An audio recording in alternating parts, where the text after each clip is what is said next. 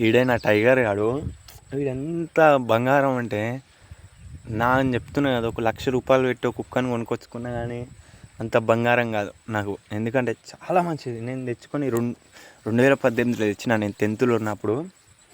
ఇంతవరకు ఒక్కరి గిట్లా ఇంత హాని చెయ్యలేదు. ఒక కోడికి గిట్లా, ఒక మేకకి గిట్లా ఇంత హాని చెయ్యలేదు. అంత మంచిది. ఆవులకు నాకు ఎంత సేఫ్టీ అంటే అంత సేఫ్టీ. ఒక బావి దగ్గర ఏదన్నా అడవి పంది ఇట్లా నా మీదకి ఉరుకొచ్చింది అనుకో, దాని ప్రాణాలైనా పొడగొట్టుకునే అంత మంచి గుణం.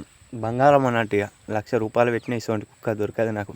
ఇంచుమించు 7 సంవత్సరాలు ఉంది. 7 సంవత్సరాల నుంచి నన్ను చాలామంది మోసం చేసి వదిలేసి, వీడు మాత్రం బుక్కెడు బువ్వ తింటాడు, వదిలిపెట్టాడు. ఓ టైంలో ఇంట్లో అన్నం లేకున్నా సరే నేను నైట్ పూట వండి వీనికి పెడతా. అంత మా సైడ్ ఎవరు కొట్టరు వీడిని ఇట్లా, ఎందుకంటే అంత సెన్సిటివ్ పర్సన్. ఎవరిని ఏమన్నాడు. మాకు ఇంట్లో ఒక మనిషి లెక్క. ఇది నేను తెచ్చుకున్న 6 నెలలకు తప్పిపోయింది, వేరే ఊరికి పోయింది మా వాళ్ళతోని.